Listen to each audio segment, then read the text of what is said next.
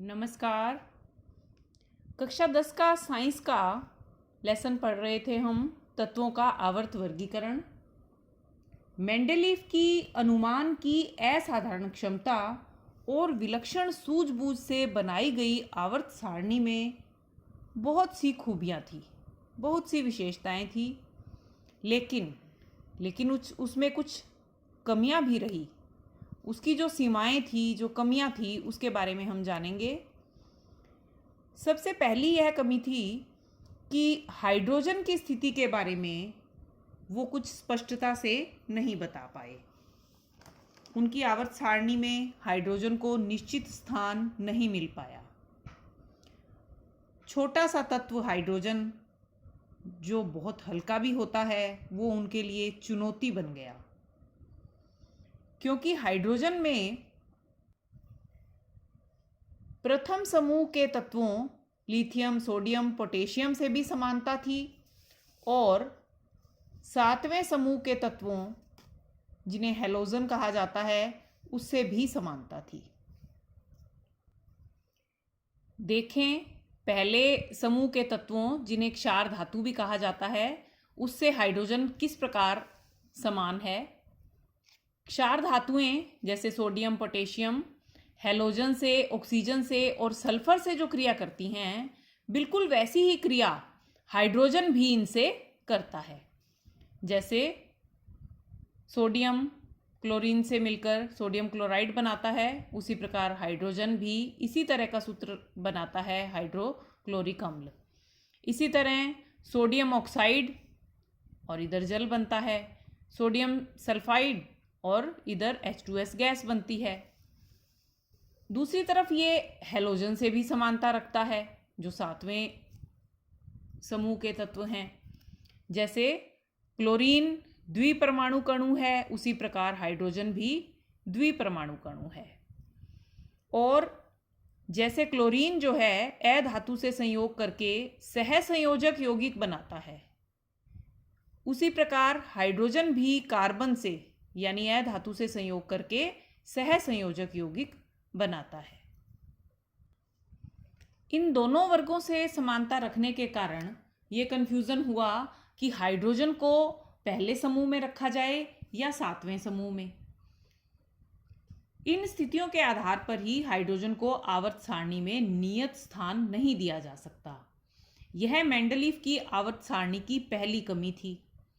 Mendeleev अपनी आवर्त सारणी में हाइड्रोजन को सही स्थान नहीं दे पाए।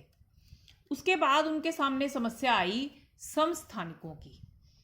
जब समस्थानिकों की खोज हुई काफी समय के पश्चात, तो आवर्त सारणी में उन्हें भी सही स्थान नहीं मिल पाया, अलग से स्थान नहीं मिल पाया, क्योंकि समस्थानिक जो होते हैं, इनकी द्रव्यमान संख्या अलग होती है, लेकिन परमाणु क्रमांक उन्हीं तत्वों के समान होता है। ये सब चीजें बाद में पता चली, इसलिए ये समस्याएं समय के साथ अपने आप ही हल हो गई। इस आवर्त सारणी में एक समस्या यह भी थी कि एक तत्व से दूसरे तत्व की ओर बढ़ने पर परमाणु द्रव्यमान में नियमित रूप से बढ़ोतरी नहीं होती, यानी परमाणु द्रव्यमान नियमित रूप से नहीं बढ़ता। इसलिए यह अंदाजा लगाना मुश्किल हो जाता है कि किन्हीं दो तत्वों के बीच और कितने तत्व खोजे जा सकते हैं। ये देखिए, इन दो तत्वों के बीच परमाणु द्रव्यमान में अंतर काफी कम है, जबकि इन दो तत्वों के बीच परमाणु द्रव्यमान में ज्यादा अंतर है। इसी प्रकार यहां परमाणु द्रव्यमान में अधिक अंतर है और यहां परमाणु द्रव्यमान में कम अंतर है। मेंडेलीव ने जब आवर्त सारणी का निर्माण किया था, तब परमाणु के अवपरमाणु कणों यानी इलेक्ट्रॉन, प्रोटॉन और न्यूट्रॉन की व्यवस्था की जानकारी नहीं थी।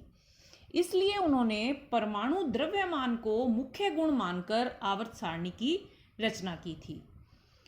20वीं सदी के प्रारंभ में जब इलेक्ट्रॉन, प्रोटॉन और न्यूट्रॉन की जानकारी हुई, तब 1913 में हेनरी मोजले ने आवर्त सारणी को पुनः व्यवस्थित किया। मोजले ने पाया कि परमाणु द्रव्यमान की तुलना में परमाणु क्रमांक आवर्त सारणी के तत्वों को ज़्यादा अच्छी तरह से प्रदर्शित करते हैं। मोजले ने बताया कि परमाणु द्रव्यमान की तुलना में परमाणु संख्या अधिक आधारभूत गुणधर्म है। और परमाणु क्रमांक क्या होता है? परमाणु के नाभिक में उपस्थित प्रोटॉन की संख्या को ही परमाणु क्रमांक या परमाणु संख्या कहा जाता है और इसे Z से प्रदर्शित किया जाता है। मोजले ने जब परमाणु द्रव्यमान की बजाय तत्वों के गुणों की आवर्तिता में परमाणु संख्या के संबंध को अधिक उपयुक्त माना, तो आवर्त सारणी का सिद्धांत भी निश्चित रूप से बदल जाएगा। मोजले ने आवर्त नियम को इस प्रकार वर्णित किया कि तत्वों के गुणधर्म उनकी परमाणु संख्या के आवर्ती फलन होते हैं। आधुनिक आवर्त सारणी में 18 ऊर्ध्व स्तंभ जिन्हें समूह कहा जाता है और 7 क्षैतिज पंक्तियां जिन्हें आवर्त कहा जाता है हैं।